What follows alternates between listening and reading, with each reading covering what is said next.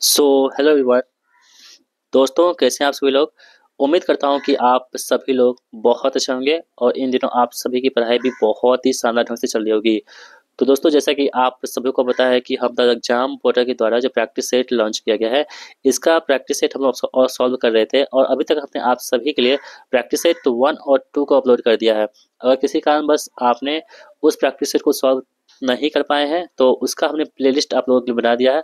आप लोग प्लेलिस्ट को देखिए और सभी प्रैक्टिस सेट को सॉल्व कर दीजिए। दोस्तों, आज की इस वीडियो हम प्रैक्टिस सेट नंबर 3 को सॉल्व करने वाले हैं। तो ये वीडियो आप सभी के लिए बहुत इंपॉर्टेंट होगा, क्योंकि दोस्तों आपको पता है कि इस प्रैक्टिस सेट से आपके 50 से 60% डायरेक्ट फंसेंगे, यानी पूछे जाएंगे। तो ये प्रैक्टिस सेट को आपको मिस नहीं करना है, लगातार इसे देखते रहना है। अगर आपको इसकी पीडीएफ करती है तो पीडीएफ हमारे टेलीग्राम से अपलोड होगा, जिसका लिंक हमने इसी वीडियो के डिस्क्रिप्शन बॉक्स में दे रखी है। आप लोग टेलीग्राम को भी ज्वाइन जरूर कीजिएगा। तो चलिए स्टार्ट करते हैं आज की इस इंपॉर्टेंट प्रैक्टिस सेट को। और पहला सवाल दोस्तों आपकी स्क्रीन पर है। कह रहा है कि अवतल लेंस को कहते हैं, यानी कि अवतल लेंस को और किस नाम से जानते हैं। दोस्तों, आपको ध्यान रखना होगा, जो अवतल लेंस है इसको हम अपसाइड लेंस के नाम से भी जानते हैं। ठीक है, अवतल लेंस को क्या कहते हैं, अपसाइड लेंस के नाम से भी जानते हैं। ऑप्शन सी यहाँ पे राइट आंसर होगा। इसके अलावा दोस्तों हम बात करें उत्तल लेंस को क्या कहते हैं। जो उत्तल लेंस होते हैं, उत्तल लेंस को हम लोग अभिसारी लेंस के नाम से जानते हैं। ठीक है, उत्तल लेंस को क्या कहते हैं हम लोग, अभिसारी लेंस के नाम से जानते हैं। इस बात को आपको ध्यान रखना होगा। साथ ही अगर हम बात करें कि एक जो दोष होता है हमारे पास, निकट दृष्टि दोष। ठीक है, तो निकट दृष्टि दोष होता है आंखों में, तो इसको दूर करने के लिए किस लेंस का इस्तेमाल करते हैं, तो हम लोग अवतल लेंस के बने चश्मे का इस्तेमाल करते हैं निकट दृष्टि दोष को दूर करने के लिए। अब दोस्तों हम बात करेंगे कि अवतल लेंस की जो प्रतिबिंब होती है वो कैसी बनती है। तो अवतल लेंस जो प्रतिबिंब होती है वो हमेशा क्या होती है, सीधी, छोटी और आभासी होती है। इस बात को आपको ध्यान रखना होगा, ये भी आपके लिए इम्पोर्टेंट यहाँ पे हो जाता है। तो इस प्रकार ऑप्शन सी हमारे प्रश्न का आंसर हो गया यहाँ पे। बढ़ते हैं अगले प्रश्न की ओर।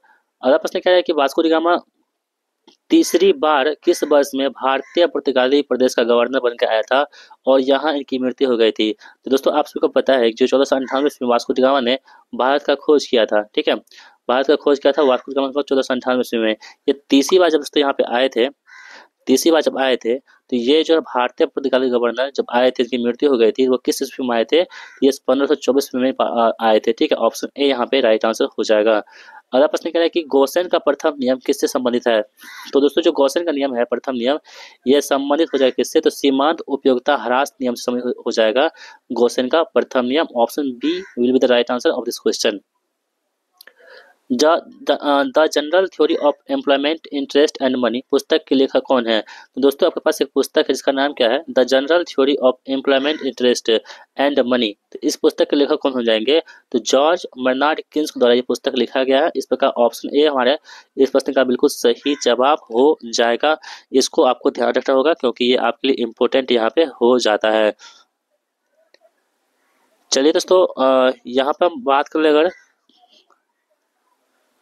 अगले प्रश्न की ओर। एक दोस्तों जो एडम स्मिथ है ना, ये कौन हो जाएंगे, तो अर्थशास्त्र के पिता हो जाएंगे। एडम स्मिथ को क्या कहते हैं, अर्थशास्त्र के पिता के रूप में जानते हैं। इस बात को भी आपको ध्यान रखना होगा, ये भी आपके लिए इम्पोर्टेंट है। चलिए बढ़ते हैं अगले सवाल की ओर। कह रहा है कि बायोडीजल पौधा कहलाता है, यानी कि बायोडीजल पौधा किसे कहते हैं। तो दोस्तों आपको ध्यान रखना होगा, जो बायोडीजल पौधा है ये जेट्रोफा को हम लोग क्या कहते हैं, तो बायोडीजल पौधा के तरफ से जाते हैं। ऑप्शन डी हमारे प्रश्न का यहाँ पे सही जवाब हो जाएगा। अगला प्रश्न क्या है कि जो चापचार कूट त्योहार कहाँ मनाया जाता है। तो दोस्तों ये इंपॉर्टेंट सवाल है, कई बार आपके एग्जाम में पूछे जाते हैं। जो चापचार कूट है दोस्तों, यहाँ पे ये जो त्योहार है ये आपके कहाँ पे, मिजोरम में मनाया जाता है। कहाँ पे, मिजोरम में चापचार कूट त्योहार को मनाया जाता है। ठीक है, और ये मिजोरम का सबसे बड़ा त्योहार है चापचार कूट, इसे आप लोग ध्यान में रखेंगे। और ये हर वर्ष मार्च के महीने में होता है। किस महीने में, तो मार्च के महीने में प्रत्येक वर्ष है मिजोरम में मनाया जाने वाला ये त्योहार है। अगला प्रश्न क्या है कि राज्य के नीति निदेशक तत्वों को भारतीय संविधान की अनोखी विशेषता किसने कहा था। तो दोस्तों जो राज्य के नीति निदेशक तत्व यानी कि डीपीएसपी है, तो डीपीएसपी को भारतीय संविधान का अनोखी विशेषता किसने कहा था। तो दोस्तों आपको ध्यान रखना होगा, डॉक्टर भीमराव अम्बेडकर द्वारा डीपीएसपी को अनोखी विशेषता के रूप में कहा गया था। इस प्रकार ऑप्शन ए हमारा यहाँ पे सही जवाब हो जाएगा। बढ़ते अगले प्रश्न की ओर। क्या है कि ओजोन परत पाई जाती है।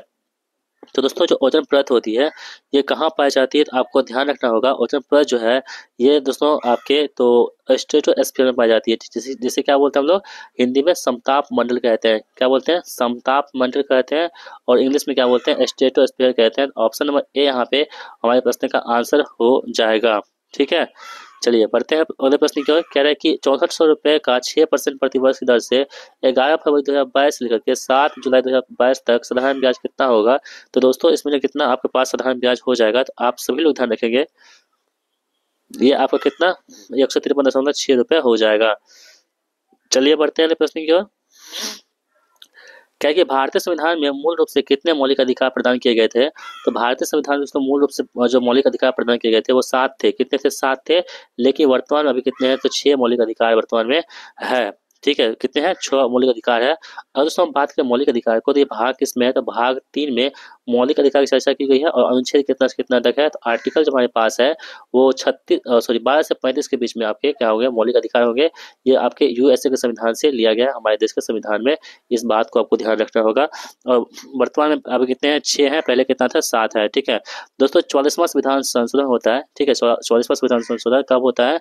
तो 1978 ईस्वी को होता है। इसके तहत जो है ना एक संपत्ति के अधिकार को हटा करके इसे कानूनी अधिकार बना दिया गया था। और जो अनुच्छेद है इसमें 300 के एक अनुच्छेद में से रख दिया गया है। ठीक है, तो इस बात को आपको ध्यान रखना होगा। वर्तमान में कितने हैं? 6 मौलिक अधिकार है, लेकिन प्रारंभ में कितने थे? 7 थे। अगला प्रश्न क्या है कि दूरी समय ग्राफ का ढलान क्या होता है। दोस्तों दूरी समय ग्राफ जो होता है इसका ढलान क्या होगा, आपको ध्यान रखना होगा। इसे बोलते हैं लोग चाल कहते हैं। क्या बोलते हैं? चाल के नाम से जाना जाता है। निम्नलिखित में से किस शासक का नाम पुराण तथा दिव्यावतान में काकवर्ण मिलता है। यानी कि निम्नलिखित में से कौन सा शासक का नाम जो है ना पुराण में तथा दिव्यावतान में काकवर्ण कहते हैं दोस्तों। तो आपको ध्यान रखना होगा, काकवर्ण के नाम से हम लोग किसे जानते हैं? तो दोस्तों काला शोक को हम क्या कहते हैं? काक वर्ण के नाम से जानते हैं, जो बहुत ही काला था। इसलिए ऑप्शन नंबर ए यहाँ पे हमारे प्रश्न का आंसर हो जाएगा। अगला सवाल कह रहा है कि तांबे की वस्तुएं अपनी चमक खो देती है और हरे रंग की परत बनाती है, जो क्या कहलाता है। तो दोस्तों तांबे की जो होती है वस्तुएं, वे क्या करती है? चमक खो देती है। और हरे रंग की क्या होती है? इसमें प्रकाश बन जाती है। सॉरी, ये हरे रंग की क्या होती है? तो परत बन जाती है। तो वो किसकी वजह से होती है? आपको ध्यान रखना होगा, कॉपर कार्बोनेट की वजह से होती है। कॉपर कार्बोनेट की वजह से क्या होती है? तांबे का रंग जो होता है वो हरा हो जाता है। ठीक है, अगला प्रश्न कह रहा है कि राष्ट्रपति पद के लिए चुनाव के लिए कितनी जमानत राशि होती है। तो राष्ट्रपति पद के लिए चुनाव होता है, इसके लिए जमानत राशि होती है कितनी? 15,000 रुपये होती है। कितना? 15,000 रुपये जमानत राशि राष्ट्रपति चुनाव में रखा जाता है। द्रव अवस्था से गुजरे बिना द्रव अवस्था से गुजरे बिना गैसीय अवस्था तथा सीधे ठोस अवस्था में परिवर्तन क्या कहलाता है। तो दोस्तों इसे हम लोग क्या कहते हैं? आपके पास 4 ऑप्शन है, आप ध्यान से देखिए और इसका सही जवाब ढूंढने की कोशिश कीजिए। इसे बोलते हैं निक्षेप कहते हैं। ठीक है, निक्षेप कहते हैं। ऑप्शन ए यहाँ पे हमारे प्रश्न का आंसर होगा। अगला प्रश्न कह रहा है दोस्तों कि सबसे बड़ी श्वेत रक्त कणिका को क्या कहते हैं। तो सबसे बड़ी जो श्वेत रक्त कणिका है इसका नाम क्या है आपको बताना है। तो आप तो ध्यान रखेंगे, इसे हम लोग क्या कहते हैं? तो इसे बोलते हैं मोनोसाइट। क्या बोलते हैं? मोनोसाइट के नाम से जानते हैं सबसे बड़ी श्वेत कोशिका, रक्त कोशिका, यानी कि WBC कौन सी है? तो हमारे पास मोनोसाइट है। किस संशोधन ने राष्ट्रपति के लिए संवैधानिक संशोधन विधेयकों पर अपनी सहमति देना अनिवार्य कर दिया। तो किस संशोधन ने राष्ट्रपति के लिए संवैधानिक संशोधन विधेयकों पर अपनी सहमति देना अनिवार्य कर दिया था। तो दोस्तों आपको ध्यान रखना होगा वो कौन सा संविधान संशोधन था जिसके तहत इसे अनिवार्य कर दिया गया था। तो वो था कौन सा? 24वां संविधान संशोधन। ठीक है, इसके तहत जो है संवैधानिक संशोधन विधेयकों पर अपनी सहमति देना अनिवार्य कर दिया गया था। अगला सवाल है कि वियना कांग्रेस के द्वारा फ्रांस में किस शासक वंश की पुनर्स्थापना की गई थी। तो वियना कांग्रेस के द्वारा फ्रांस में किस शासक वंश की स्थापना की गई थी? पुनर्स्थापना। तो दोस्तों वो कौन सा शासक था? तो वो था बुर्बो। कौन सा था? बुर्बो जो था वंश, इसकी पुनर्स्थापना किया गया था वियना कांग्रेस के द्वारा। ठीक है, अगला सवाल कह रहा है यहाँ पे कि जीभ के किस भाग का स्वाद कड़वा होता है। तो जीभ के किस भाग का बात करें कि कड़वा होता है दोस्तों, तो आपको ध्यान रखना होगा जो जीभ का जो पीछे वाला भाग होता है ना वही क्या होता है? कड़वा होता है। ऑप्शन बी यहाँ पे हमारे प्रश्न का आंसर हो जाएगा। अगला प्रश्न क्या है कि निम्नलिखित में से कौन सी धातु सबसे अधिक अभिक्रियाशील है। तो दोस्तों सबसे अधिक जो यहाँ पे अभिक्रियाशील धातु हो जाएगी वो कौन सी हो जाएगी? तो आप सभी को ध्यान रखना होगा, यहाँ पे जो पोटेशियम होता है वो क्या होता है? सबसे अधिक अभिक्रियाशील धातु होता है। ऑप्शन ए हमारा प्रश्न का आंसर हो जाएगा। अगला प्रश्न क्या है कि हेलसिंकी राजधानी है, यानी कि हेलसिंकी जो है किसकी राजधानी है? तो दोस्तों हेलसिंकी जो होता है ये किसकी राजधानी होता है, आप सभी को ध्यान रखना होगा। ये होता है किसका? फिनलैंड की राजधानी क्या होता है? हेलसिंकी होता है। इसको आपको ध्यान रखना होगा, ये भी आपके लिए इंपॉर्टेंट हो जाएगा यहाँ पे। अगला सवाल दोस्तों कह रहा है यहाँ पे कि 1792 में रयतबाड़ी व्यवस्था बारामहल जिले में पहली बार किसने लागू किया था? तो 1792 ईस्वी में रयतबाड़ी व्यवस्था को बारामहल जिले में पहली बार किसने लागू किया था?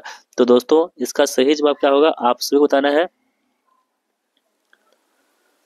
थॉमस मुनरो द्वारा, ठीक है, कि हेक्टर मुनरो या लॉर्ड कॉर्नवालिस या कैप्टन रीड। तो दोस्तों इसका सही जवाब क्या होगा, आप सभी को बताना है। आप लोग ध्यान से प्रश्न को पढ़िए और इसके सही जवाब को ढूंढने की कोशिश कीजिए। तो दोस्तों इसका आंसर क्या होगा? कैप्टन रीड द्वारा जो है ना आपके रेतवाही व्यवस्था को चालू किया गया था। अगला सवाल कह रहा है कि निम्नलिखित में से कौन सा एक बैंकों के बैंक की भूमिका में कार्य करता है? तो दोस्तों जो कौन सा ऐसा है निकाय जो बैंकों की बैंक की भूमिका में काम करता है? तो आप सभी को ध्यान रखना होगा, ये कौन सा होगा? भारतीय रिजर्व बैंक, यानी कि आरबीआई जो है वो बैंकों के बैंक के रूप में काम करता है। हृदय से रक्त को शरीर से विभिन्न भागों में ले जाने वाली रक्त वाहिका को क्या कहते हैं? यानी कि हृदय से रक्त को शरीर के विभिन्न भागों में ले जाने वाली रक्त वाहिकाओं को किस नाम से जानते हैं? तो दोस्तों आपको ध्यान रखना होगा, इसे हम लोग क्या कहते हैं? तो इसे बोलते हैं हम लोग धमनियां कहते हैं। क्या बोलते हैं? धमनियां के नाम से जानते हैं। भारतीय अंतरिक्ष अनुसंधान संगठन इसरो के 11वें अध्यक्ष के रूप में किसे नियुक्त किया गया है? तो इसरो को जो 11वें अध्यक्ष हैं इसके रूप में नियुक्त किसे किया गया? आप ध्यान रखेंगे, वी नारायण को नियुक्त किया गया है, ठीक है। रक्षा अनुसंधान एवं विकास संगठन डीआरडीओ के प्रमुख एवं महानिदेशक कौन है? देखिए जो डीआरडीओ होते हैं इसके जो प्रमुख और महानिदेशक कौन होते हैं? तो आपको ध्यान रखना होगा, ये होते हैं रक्षा मंत्री के वैज्ञानिक सलाहकार होते हैं। 16वां ब्रिक्स शिखर सम्मेलन 2024 का आयोजन किस देश में किया जा रहा है? तो 16वां जो ब्रिक्स शिखर सम्मेलन 2024 है इसका आयोजन जो है दोस्तों ये आपके रूस में किया जा रहा है। कहाँ पर? रूस के कजान शहर में किया जा रहा है।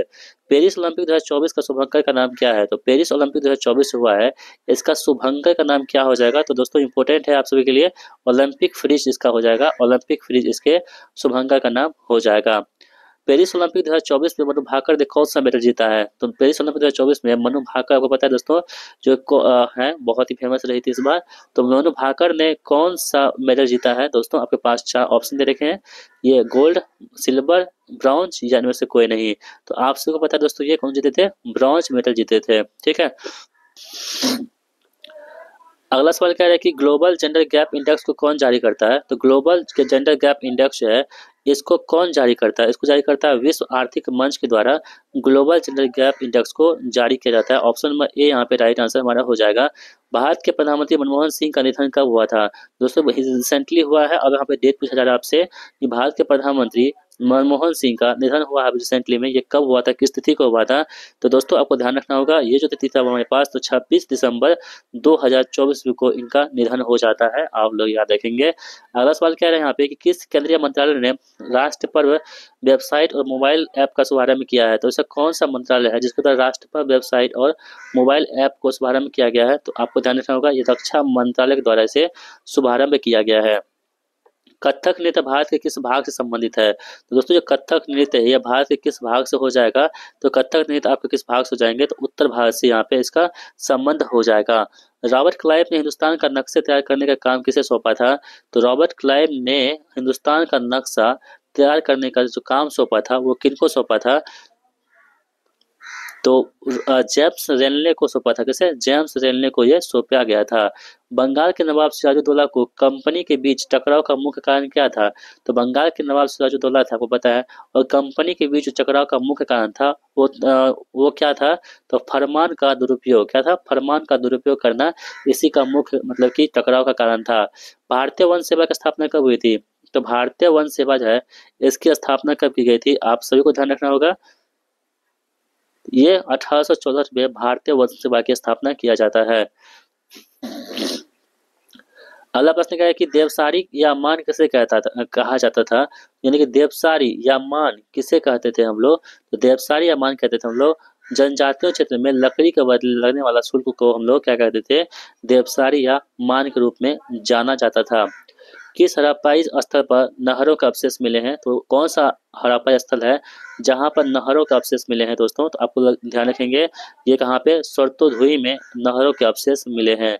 The story of Indian archaeology किसने लिखी है? The story of Indian archaeology जो पुस्तक है इसके लेखक कौन हो जाएंगे? तो एस.एन. राव जो है इसके लेखक हो जाएंगे। सूर्य से दूरी के हिसाब से ग्रहों में पृथ्वी का स्थान कौन सा है? तो सूर्य से पृथ्वी के अनुसार जो ग्रहों में पृथ्वी का स्थान कौन सा हो जाएगा? ये तीसरा स्थान जो है हो जाएगा। कौन सा? तीसरा स्थान यहाँ पे हो जाएगा। समुद्री तरंगे किनारों पर अवसाद जमा कर किसका निर्माण करती है? तो समुद्री तरंगे जो है किनारों पर अवसाद जमा करके किसका निर्माण करती है दोस्तों? तो आपको ध्यान रखेंगे ये जो है आपके पास समुद्री पुलिन का निर्माण करती है। किसी भी क्षेत्र की जलवायु को नियंत्रित करने के वाले कारक क्या क्या होते हैं? तो किसी भी क्षेत्र की जलवायु को जो कंट्रोल करता है, नियंत्रित करता है, वो करने वाले जो कारक होते हैं वो कौन कौन से होते हैं आपको यहाँ पे बतलाना है। तो देखिए यहाँ पे होगा कौन सा, 1 3 4 5 यानी कि अक्षांश होगा, ऊंचाई होगा, ठीक है, वायुदाब होगा और कौन सा होगी, महासागरीय धाराएं होगी। यानी कि देशांतर का प्रभाव जो है जलवायु के लिए इसका कोई भी काम नहीं होता है। पढ़ते हैं अगले प्रश्न की ओर। कह रहा है कि मनुष्य वनस्पति जात एवं प्राणी जात किस प्रकार के संसाधन होते हैं? तो मनुष्य वनस्पति जात एवं प्राणी जात जो होते हैं वो किस प्रकार के संसाधन होते हैं? तो दोस्तों ये होते हैं आपके पास जैव संसाधन के रूप में होते हैं। निम्न में से किसने सर्वप्रथम यूरोप, अफ्रीका व अमेरिका के साथ जुड़े होने की संभावना व्यक्त किया था? तो दोस्तों इसका नाम क्या था, अब्राहम और टेलियस के द्वारा यह संभावना व्यक्त किया गया था। किसी सार्वजनिक उपक्रम के स्वामित्व या प्रबंधन का सरकार द्वारा त्याग क्या कहलाता है? तो दोस्तों इसे हम लोग क्या कहते हैं? तो दोस्तों आपको ध्यान रखना होगा, इसे हम बोलते हैं निजीकरण कहते हैं। क्या बोलते हैं? निजीकरण कहते हैं। केरल आने वाले पहले विदेशी व्यापारी कौन थे? तो केरल आने वाला जो पहला विदेशी व्यापारी हो जाएगा वो कौन सा था? आपके पास 4 ऑप्शन दे रखे हैं, आप लोग ध्यान से पढ़िए। इसका सही जवाब क्या होगा, अरबी एवं यहूदी आए थे केरल सबसे पहले। सेफ्रेज मूवमेंट अर्थात महिलाओं के लिए मताधिकार की मांग का आंदोलन यूरोप एवं अमेरिका में कब मजबूती से जोर पकड़ा था? तो दोस्तों आपको ध्यान रखना होगा ये प्रथम विश्व युद्ध के दौरान जो है इसमें जोर पकड़ा था। भारत की अनुसूचित भाषाओं में हिंदी के पश्चात सर्वाधिक बोली जाने वाली भाषा कौन सी है? यानी कि हिंदी के बाद सबसे अधिक जो भाषा बोली जाती है वो कौन सी है दोस्तों? बंगाली भाषा बोली जाती है सबसे अधिक। भारत संविधान के अनुच्छेद 1 में भारत अर्थात इंडिया किस रूप में वर्णित किया गया है? तो भारतीय संविधान के जो अनुच्छेद 1 हमारे पास है, भारत अर्थात इंडिया किस रूप में वर्णित किया गया दोस्तों? तो आपको ध्यान रखना होगा ये जो है आप सभी को यूनियन के रूप में दोस्तों से दर्शाया गया है। 1962 में भारत चीन युद्ध के समय में भारत के रक्षा मंत्री कौन थे? 1962 जो दोस्तों हुआ था भारत और चीन के बीच युद्ध होता था, इसके समय भारत के रक्षा मंत्री कौन थे? आपको याद रखना होगा। आपके पास 4 ऑप्शन दे रखे हैं यहाँ पे, सरदार बलदेव सिंह है, लाल बहादुर शास्त्री है, वी के कृष्ण मेनन है और जनरल के एम करियप्पा है। तो दोस्तों इसका सही जवाब क्या होगा, वी के कृष्ण मेनन थे जब भारत और चाइना के बीच में युद्ध हुआ था 1962 में, ठीक है। अगला सवाल कह रहा है यहाँ पे कि चूने का पानी दुधिया हो जाता है यदि इसमें प्रवाहित की जाए। यानी कि चूने का पानी जब दुधिया हो जाती है, क्यों हो जाती है? तो दोस्तों आपको ध्यान रखना होगा चूने का पानी जब दुधिया होती है इसका कारण क्या है? तो कार्बन डाइऑक्साइड की यहाँ पे उपस्थिति होती है। स्त्री हार्मोन अथवा एस्ट्रोजन उत्पादित होता है। यानी कि स्त्री हार्मोन अथवा एस्ट्रोजन कहाँ से उत्पादित होता है? तो दोस्तों आप लोग ध्यान रखेंगे ये जो होती है आपके पास अंडाशय से क्या होता है, इसकी उत्पत्ति होती है, यानी कि उसका उत्पादन होता है। हमारे शरीर के अंदर का दाब होता है, यानी कि हमारे शरीर का अंदर दाब क्या होता है? तो आप लोग ध्यान रखेंगे हमारे शरीर के अंदर का दाब जो होता है वो वायुमंडलीय दाब के क्या होता है, समान होता है। क्या होता है? वायुमंडलीय दाब के समान जो है हमारे शरीर के अंदर का दाब होता है। निम्नलिखित को घर्षण बल के घटते क्रम में व्यवस्थित कीजिए। तो घर्षण बल यहाँ पे दे रखे हैं आपके 3, उसको घटते क्रम में आपको व्यवस्थित करना है। तो दोस्तों इसका सही जवाब क्या होगा? तो ये होगा स्थैतिक, उसके बाद सर्पी और लौटने की यहाँ पे इसका सही क्रम हो जाएगा। पौधे में लचीलापन किस अस्थायी ऊतक के कारण से होता है? तो पौधे में जो लचीलापन होता है ये किस अस्थायी ऊतक के वजह से होता है? तो दोस्तों ये कोलेन कायमा की वजह से क्या होती है, पौधे में अस्थायी ऊतक मतलब लचीलापन होता है। Zn-CuSO4 से अभिक्रिया करके Zn-SO4 प्लस Cu बनता है। ऊपर दी गई अभिक्रिया किस प्रकार की है? तो दोस्तों आपको ध्यान रखना होगा ये जो अभिक्रिया हमारे पास है ये आपके विस्थापन अभिक्रिया के एग्जाम्पल है। प्रबल अम्ल प्रबल आम्ल एवं दुर्बल क्षार के लवण का पीएच मान कितना होता है? तो प्रबल आम्ल और दुर्बल क्षार के लवण का पीएच मान जो होता है दोस्तों, आप लोग ध्यान रखेंगे ये कितना होता है? 7 से कम होता है। कितना होता है? 7 से कम होता है। मस्तिष्क का मुख्य सोचने वाला भाग कौन सा होता है? तो मस्तिष्क का जो मुख्य सोचने वाला भाग जो होता है, आप लोग ध्यान रखेंगे वो कौन सा होता है? तो दोस्तों ये होता है हमारे पास अग्र मस्तिष्क, इसे क्या बोलते हैं? सेरिब्रम के नाम से जानते हैं। ओम के नियमानुसार विभवांतर विद्युत धारा के समानुपाती होगा यदि, तो ओम के नियमानुसार विभवांतर जो होगा विद्युत धारा के समानुपाती होगा। ये कब होगा दोस्तों? ये कब होगा? तो ये कब होगा? जब तापमान स्थिर हो। जब तापमान स्थिर हो। गन्ने की खेती में किसके छिड़कने से तने की लंबाई बढ़ती है? तो गन्ने की खेती में किसके छिड़कने से तंबे जो तना है इसकी लंबाई में वृद्धि होती है दोस्तों? तो आप तो ध्यान रखेंगे जिबरेलिन को छींटने से क्या होता है? जो तने की लंबाई में क्या होती है? यहाँ पे बढ़ोतरी होती है। पॉलीसाइथेमिया में किस प्रकार की कोशिकाओं की संख्या एकाधिक हो जाती है? तो पॉलीसाइथेमिया में जो है किस प्रकार की कोशिका संख्या एकाधिक हो जाती है? तो आप लोग ध्यान रखेंगे दोस्तों ये क्या होती है? इरिथ्रोसाइट्स की संख्या में वृद्धि होती है, तब ऐसा होता है। सोडियम और यौगिक का नाम बताइए जिसका उपयोग कठोर जल को मृदु करने के लिए करते हैं। वो सोडियम यौगिक कौन सा है जिसका काम होता है कठोर जल को मृदु करना? तो दोस्तों आपको ध्यान रखना होगा, इसका सही जवाब क्या होगा? ऑप्शन नंबर ए यानी कि धोवन सोडा का काम क्या होता है? सोडियम यौगिक का कठोर जल को मृदु करना। मुख्यमंत्री माझी लड़की बहन योजना किस राज्य में शुरू की गई है? तो मुख्यमंत्री जो माझी लड़की बहन योजना है इसकी शुरुआत किस राज्य से की गई है दोस्तों? तो आप लोग ध्यान रखेंगे ये महाराष्ट्र से किया गया। कहाँ से? महाराष्ट्र से। अटल युवा महाकुंभ का उद्घाटन कहाँ किया गया है? तो अटल युवा महाकुंभ जो है इसका उद्घाटन रिसेंटली हुआ है कहाँ पे? लखनऊ में किया गया। कहाँ पे? लखनऊ में किया गया है। सुपोषित ग्राम पंचायत अभियान की शुरुआत किसने की है? तो सुपोषित जो ग्राम पंचायत है इसकी शुरुआत की गई है पीएम मोदी जी के द्वारा। जिम्पेक्स 2024 अभ्यास का कौन सा संस्करण जापान के योकोसिका में आयोजित किया गया? तो दोस्तों ये कहाँ पे किया गया है? तो 8वां जो है योकोसिका में किया गया है। 12 जून 2024 से आंध्र प्रदेश की आधिकारिक राजधानी कहाँ होगी? तो 12 जून 2024 से आंध्र प्रदेश की जो आधिकारिक राजधानी हो जाएगी ये कहाँ पे होगी? तो ये अमरावती हो जाएगी। कहाँ पे? अमरावती हो जाएगी। फ्रेंच ओपन 2024 का महिला एकल खिताब जीतने वाली इगा स्विएटेक किस देश की खिलाड़ी है? अब खिड़की नहीं होगा, खिलाड़ी होगा, तो किस देश की खिलाड़ी हो जाएगी दोस्तों? आप लोग ध्यान रखेंगे ये कहाँ की है? इगा स्विएटेक पोलैंड की हो जाएंगी। आई हैव ए स्ट्रीट ए कुट्टी क्रिकेट स्टोरी किस क्रिकेटर की आत्मकथा है? तो दोस्तों ये बायोग्राफी है। आर एसवीर का क्या है यहाँ पे? ये बायोग्राफी है। अगला प्रश्न कह रहा है कि इस चर्चा में रहा स्पर्श सेवा किस मंत्रालय ने संबंधित है? तो स्पर्श सेवा जो है किस मंत्रालय से संबंधित हो जाएगा? आप सभी को ध्यान रखना होगा ये रक्षा मंत्रालय से स्पर्श सेवा का संबंध हो जाएगा। संविधान की व्याख्या से संबंधित सभी विवाद सर्वोच्च न्यायालय के पास लाया जा सकते हैं। अधिकार सर्वोच्च न्यायालय के किस अधिकार के अंतर्गत आता है यह अधिकार? तो दोस्तों ये आता है आपके पास तो अपीलीय क्षेत्राधिकार के अंतर्गत आता है। किसके? अपीलीय क्षेत्राधिकार के अंतर्गत में ये आता है। निम्नलिखित में से कौन सा एक शुद्ध वाक्य है यहाँ पे? तो दोस्तों जो शुद्ध वाक्य यहाँ पे कौन सा हो जाएगा? आप ध्यान रखेंगे सभी ने उस मैच को देखा। यहाँ पे ये शुद्ध वाक्य लिखा हुआ है। देवनागरी लिपि की उत्पत्ति किससे हुई है? तो देवनागरी जो लिपि है इसकी उत्पत्ति किससे हुई है दोस्तों? तो यहाँ पे किससे होगी? ब्राह्मी से क्या हुआ है? देवनागरी लिपि की उत्पत्ति मानी जाती है। जानने की इच्छा रखने वालों को क्या कहते हैं? जानने की इच्छा रखने वाला होता है बोलते हैं जिज्ञासु के नाम से जानते हैं। कंठोत्य ध्वनि का उदाहरण कौन सा हो जाएगा यहाँ पे? तो कंठोत्य ध्वनि का उदाहरण यहाँ पे कौन सा हो जाएगा? तो औ जो है यहाँ पे कंठोत्य ध्वनि का उदाहरण यहाँ पे हो जाएगा। प्रेम वाटिका किसकी काव्य कृति है? तो प्रेम वाटिका दोस्तों हम बात करें तो प्रेम वाटिका जो है आपके पास रस खान की क्या होगी? काव्य कृति हो जाएगी। दो सेक्टर अर्थव्यवस्था का प्रारूप में समग्र मांग क्या होती है? तो दो सेक्टर अर्थव्यवस्था के प्रारूप में समग्र मांग जो होगा ये क्या होगा? C+I यहाँ पे समग्र मांग हो जाएगा। हिटलर का जन्म कहाँ हुआ था? तो दोस्तों ये प्रश्न आपके जो 75 दरोगा था उससे पूछे गए थे कि हिटलर का जन्म कहाँ हुआ था। दोस्तों आपको ध्यान रखना होगा हिटलर का जन्म जो होता है ये कहाँ होता है? तो ब्रनाओ में हिटलर का जन्म होता है। आर्थिक क्रियाकलापों के अंतर्गत द्वितीय क्षेत्र में सम्मिलित है। द्वितीय क्षेत्र में कौन सा सम्मिलित यहाँ पर हो जाएगा? जो विनिर्माण होता है दोस्तों ये क्या होता है आपके पास? द्वितीय क्षेत्र में आते हैं। निम्नलिखित में से कौन लैगून झील है? तो लैगून झील यहाँ पे कौन कौन सा है? तो दोस्तों यहाँ आप देखेंगे आप तो पहला चिल्का झील लैगून झील है, पुलिकर झील लैगून झील है और जो हमारे पास कोलोरी झील है। ये तीनों दोस्तों क्या है आपके पास? तो एक प्रकार का लैगून झील का उदाहरण हो जाएगा। बिहार में सर्वाधिक मात्रा में चूना पत्थर का विस्तार कहाँ पाया जाता है? तो चूना पत्थर सबसे अधिक जो है दोस्तों कहाँ पाया जाता है आपको बताना है। तो आपके पास इसका आंसर है ऑप्शन ए कैमूर और रोहतास में जो है सबसे अधिक चूना का पत्थर पाया जाता है। द्वैतवाद दर्शन के प्रतिपादक कौन थे? तो दोस्तों जो द्वैतवाद है इसके प्रतिपादक कौन हो जाएंगे? तो माधवाचार्य यहाँ पे हो जाएंगे द्वैतवाद के जो है प्रतिपादक। अगला प्रश्न कह रहा है कि भारत में निर्वाचन आयोग की स्थापना कब की गई थी? तो भारत में जो निर्वाचन आयोग है इलेक्शन कमीशन, इसका स्थापना कब की गई थी?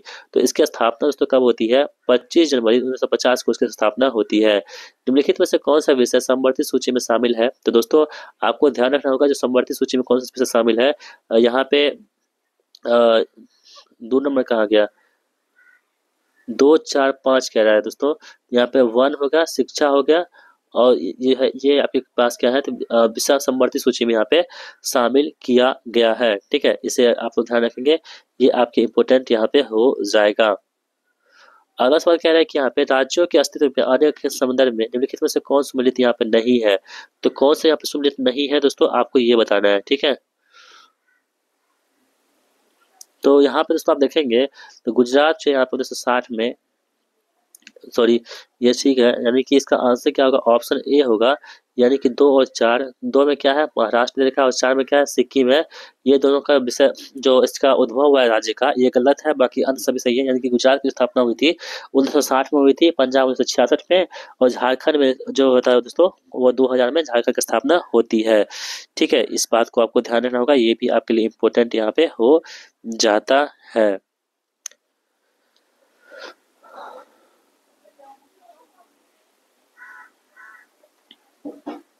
महाराष्ट्र की स्थापना कब हुई थी? तो 1960 ईस्वी में क्या होता है? महाराष्ट्र की स्थापना होती है। ठीक है, और जो अगर दोस्तों हम बात करें गुजरात दोस्तों, तो गुजरात 1960 तो सही है। ठीक है, और सिक्किम दोस्तों कब होता है? 1975 में सिक्किम का होता है। ठीक है, बाकी अन्य सभी क्या यहाँ पे सही दे रखा है।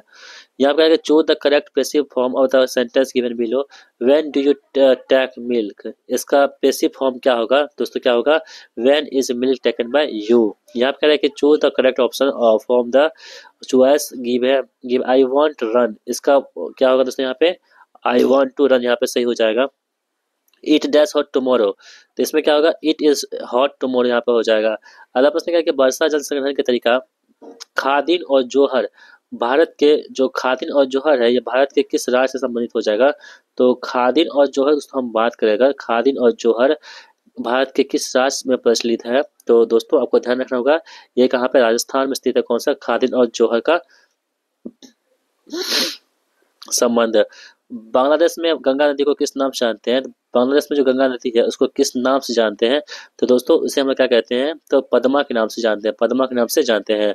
हड़प्पा कालीन स्थल बनावली कहाँ स्थित है? तो हड़प्पा कालीन जो स्थल बनावली है ये कहाँ पर स्थित है? हरियाणा के फतेहाबाद जिले में स्थित है। अगला सवाल कह रहा है कि भारत का पहला महान्यवादी कौन थे? दोस्तों मोस्ट इंपोर्टेंट सवाल है, जो भारत के पहले महान्यवादी कौन थे आपको बताना होगा। MC सीतलवाड़ थे। कौन थे? MC सीतलवाड़ भारत के पहले माननीय हो जाएंगे। एक मैथ्स का सवाल है दोस्तों, आप लोग से बनाएंगे, इसका सही जवाब क्या आपके पास निकल के आएगा? ऑप्शन डी 24 आएगा। फिर से एक सवाल है, इसे भी आप लोग बनाएंगे, इसका आंसर 5/8 आ जाएगा। ठीक है, यदि परसों शनिवार है, कल से 3 दिन पहले दिन कौन सा हो जाएगा यहाँ पे? तो रविवार यहाँ पे हो जाएगा। ठीक है, और 96 दोस्तों क्या 33 होगा, और 97 का यहाँ पे क्या होगा आंसर? ऑप्शन डी 30 हो जाएगा। और 98 की हम बात करें अगर, तो ऑप्शन डी यहाँ पे ई हो जाएगा। और 99 दोस्तों कितना हो जाएगा पास? तो बी हो जाएगा, 3.3 ठीक है दोस्तों, यहाँ पे देखेंगे ना तो ए जो है आपके पास, ये ए यहाँ पे 6 घंटे में होगा। कितना घंटे में? ये 6 घंटे में करेगा। ठीक है, यहाँ पे 6 छूटा हुआ है, तो यहाँ पे आप 6 रिमेंशन कर देते हैं, तब आपका आंसर निकल के आएगा, वरना नहीं आएगा। ठीक है, तो आगे बढ़ते हैं। कह रहा है कि एज ऑफ टाइम नामक निम्नलिखित में से किस हस्ती की जीवनी है? तो एज ऑफ टाइम जो है, एज ऑफ टाइम ये निम्नलिखित से किस हस्ती की जीवनी हो जाएगी? तो दोस्तों ये किसकी हो जाएगी? तो कल्पना चावला जी की ये हस्ती की जीवनी हो जाएगी। तो दोस्तों इस प्रकार हमने आप सभी के लिए सेट नंबर 3 को यहाँ पे कंप्लीट कर दिया है, और उम्मीद करता हूँ दोस्तों आपको ये वीडियो बहुत ही हेल्पफुल लगी होगी। दोस्तों अगर आपको हमारी वीडियो पसंद आती है, वीडियो को लाइक जरूर कीजिएगा, और इस वीडियो को अपने दोस्तों के साथ भी शेयर कीजिएगा। अगर आप चैनल पर नए हैं और आपको इस तरह की वीडियो देखना पसंद है, तो वीडियो को लाइक कीजिएगा और चैनल को सब्सक्राइब जरूर कर लीजिएगा। और आपको PDF प्राप्त करती है तो PDF पर टेलीग्राम चैनल पर मिलेगा, टेलीग्राम का लिंक डिस्क्रिप्शन बॉक्स में है, इसको भी ज्वाइन जरूर कीजिएगा। चलिए मिलते हैं नेक्स्ट वीडियो में, तब तक के लिए जय हिंद, वंदे मातरम।